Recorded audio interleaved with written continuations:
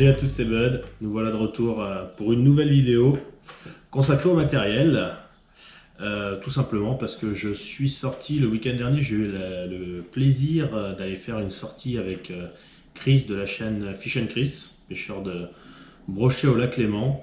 C'était la première fois qu'on se rencontrait, on avait déjà discuté depuis un moment et puis c'était l'occasion de se faire une sortie de pêche. C'était très agréable, mais malgré notre détermination, on a pêché pas loin de 14 heures, je crois, sur la journée. On n'aura touché qu'un seul poisson. Je touche un brochet de à peu près 70 centimètres et vraiment, on n'a rien lâché, mais la situation était toujours bloquée. J'espère que ce week-end, ça va se passer mieux et que j'aurai un truc sympa, une petite session sympa à vous montrer la semaine prochaine. Du coup, aujourd'hui, j'en profite. On va parler moulinet casting. Donc, je vais tenter d'apporter une partie de la réponse, parce que la réponse complète, je pense que c'est compliqué de la donner. Mais en tout cas, je vais vous donner ma réponse et comment moi je procède quand je veux acheter un moulinet casting. Donc, bien évidemment, le choix d'un moulinet se fait par rapport à la canne, c'est-à-dire que la puissance de la canne va dicter un peu la taille du moulinet, c'est-à-dire sa capacité à prendre plus ou moins de lignes et des leurres plus ou moins lourds.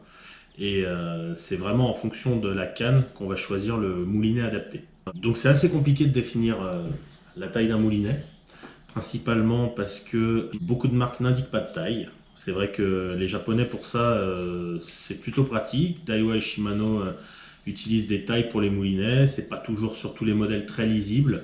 Je vous expliquerai ensuite comment déterminer un peu la taille d'un moulinet sans qu'il se soit écrit dans sa description.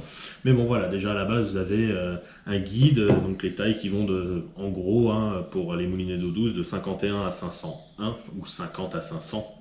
Excusez-moi, je dis 51 par déformation parce que je n'utilise que des moulinets de manivelle à gauche et que chez les japonais, 501 correspond à la manivelle à gauche et 500 manivelle à droite, pareil 50, 51 et ainsi de suite. Donc c'est pratique, effectivement on a 51, enfin taille 50, taille 70, taille 100, taille 150, 200, 300, 400, 500 et j'en passe. Et donc c'est le premier indicateur, c'est vraiment très pratique, ça permet tout de suite de savoir si on est sur un moulinet qui est fait pour lancer plutôt léger ou plutôt du lourd. Donc en l'occurrence là par exemple un moulinet de taille 70 et là un moulinet de taille 400. On voit clairement que à tous les niveaux on joue pas dans la même catégorie, même si celui-là a un profil plat, celui-là a un profil rond, quand on les regarde comme ça, peu importe le profil, on voit tout de suite la différence entre les deux. Mais ça serait trop facile si tous les moulinets étaient justement classés selon cette échelle, et c'est pas du tout le cas. Je pense notamment à des marques comme Abu Garcia ou même Hughes ou autres.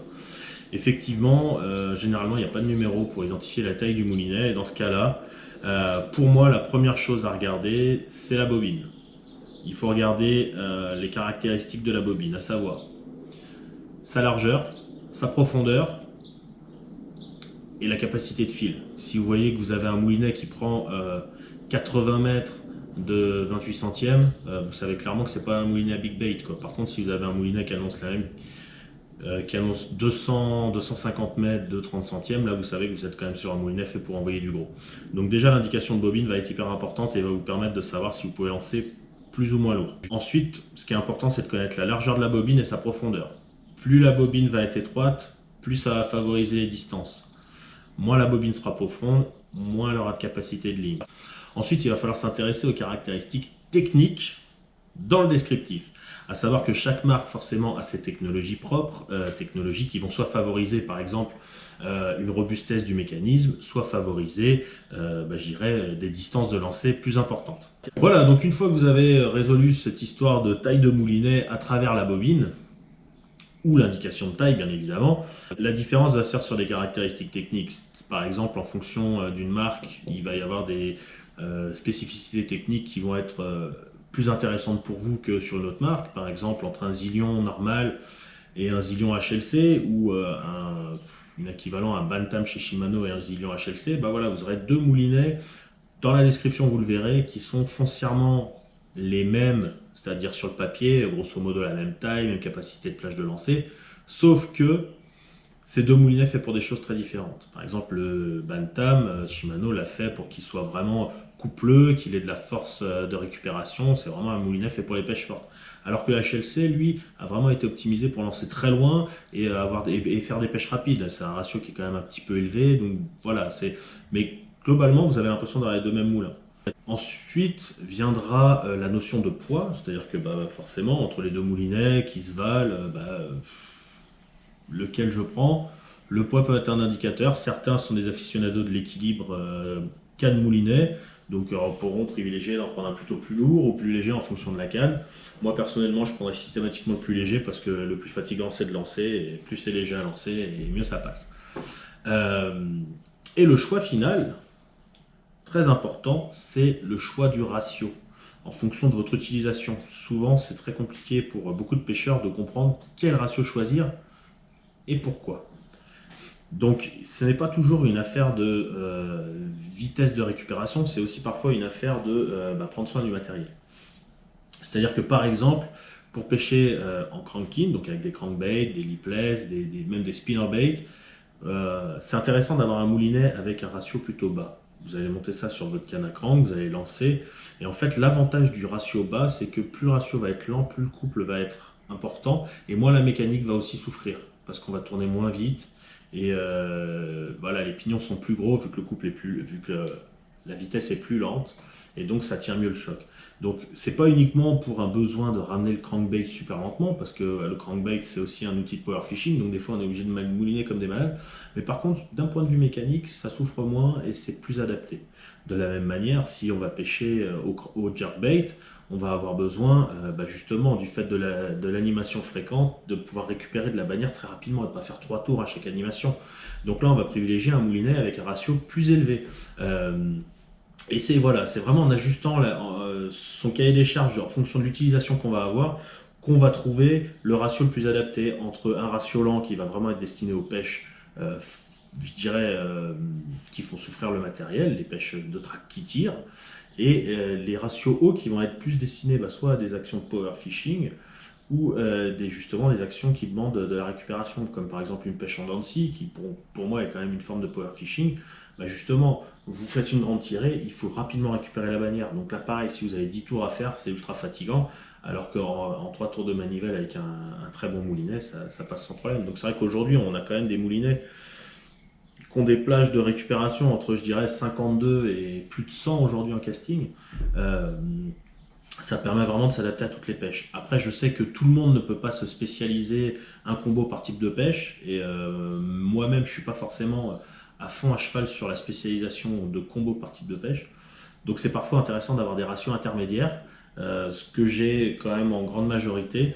Donc un ratio intermédiaire, pour moi, c'est quelque chose qui va récupérer entre 65 et 75 cm par tour de manivelle. À savoir que quand il s'agit d'un moulinet casting, quand on lance, la bobine se vide et donc le diamètre diminue. Donc quand on vous indique une vitesse de récupération sur un moulinet casting, c'est une vitesse quand la bobine est pleine. Sauf que plus vous lancez, plus ça réduit, et donc en fait quand vous ramenez au début, vous ramenez lentement, et plus la bobine va grossir et se remplir, et plus vous allez ramener vite. Et c'est là parfois que ça peut être intéressant de réfléchir bien comme il faut au choix de son moulinet. Parfois on peut avoir tendance à prendre un moulinet un peu plus gros que ce qu'il faudrait, alors pas performant sur la plage basse, mais qu'on ne va pas forcément utiliser, mais afin justement d'avoir une meilleure régularité dans la récupération. C'est ce que j'avais un peu évoqué la dernière fois et que je n'avais pas voulu décrire, et que je vais vous décrire aujourd'hui. Et c'est pour ça que j'ai changé la taille du moulinet de ma Depth. C'est parce que justement, plus vous lancez loin, plus la bobine se vide et plus votre récupération va être lente au début et accélérée au fur et à mesure. Donc l'idée c'est d'avoir une bobine d'une plus grande capacité, avec plus de fils, ce qui fait que proportionnellement à distance égale, elle va moins se vider, et donc je vais avoir une vitesse de récupération qui sera plus constante dans mon action de pêche, et donc quelque chose de plus naturel aux yeux des poissons. Plutôt qu'un poisson qui est censé envoyer des signaux de proie et qui va en accélérant, là je serai davantage à une vitesse constante, et je pense que c'est un peu de l'optimisation, mais je pense que là on est sur... c'est une piste qui m'intéresse et que j'ai envie d'explorer. Donc voilà, ça peut être aussi une piste de réflexion pour vous. Et le dernier point, on est obligé de l'aborder, c'est le budget. Forcément, on n'a pas tous les moyens de s'offrir ce genre de moulinet quand on débute ou même après. Et fort heureusement, aujourd'hui, il y a quand même beaucoup d'alternatives sur le marché à des tarifs qui sont beaucoup plus, je dirais, raisonnables qu'auparavant. Aujourd'hui, pour 100 euros et moins, vous partez sur des marques avec des valeurs sûres, Shimano, Daiwa. Enfin, moi, je suis plus sur Shimano sur l'entrée de gamme, mais que vous preniez un Caius ou un K&N, c'est des super moulinets. Moi, j'ai eu l'occasion de faire tourner le SLX. Je crois qu'il est vendu à un peu plus de 100 euros, ou il se trouve à 100 euros. C'est un super moulinet aussi, c'est fluide. Certes, c'est plus lourd que les trucs qui pèsent 130, 140, 150 grammes, mais honnêtement, l'utilité d'avoir des moulinets aussi légers, c'est pas, moi ça m'a pas sauté aux yeux. Je trouve que dans l'ensemble, déjà, un casting, c'est léger comparé à un ensemble spinning. Donc voilà, je trouve que ces petits moulinets-là, déjà, franchement, même pour débuter, mais même pour pas pour débuter, je trouve qu'ils offrent vraiment un super rapport qualité-prix et je vous encourage, si vous n'avez pas franchi le pas, à franchir le pas sans vous acheter des moulinets à 30 000 dollars. Déjà, ceux-là font vraiment super bien le boulot, ça permet de vraiment bien se former et ensuite de savoir ce qu'on veut et éventuellement de faire un achat plus réfléchi. Donc voilà, je pense qu'on a fait le tour des moulinets. N'hésitez pas à me poser des questions dans les commentaires s'il y a des points qui vous intéressent ou que vous n'avez pas compris ou que vous voulez justement que j'approfondisse un peu. Retour à la pêche très bientôt et j'espère que le Léman va se réveiller parce que c'est sympa mais les sorties à une touche à un moment ça use. Allez, passez un bon week-end, bonne pêche à tous. Ciao ciao. I don't feel like she's minding up. God, I feel I couldn't have you wind up. But a fly in my ring.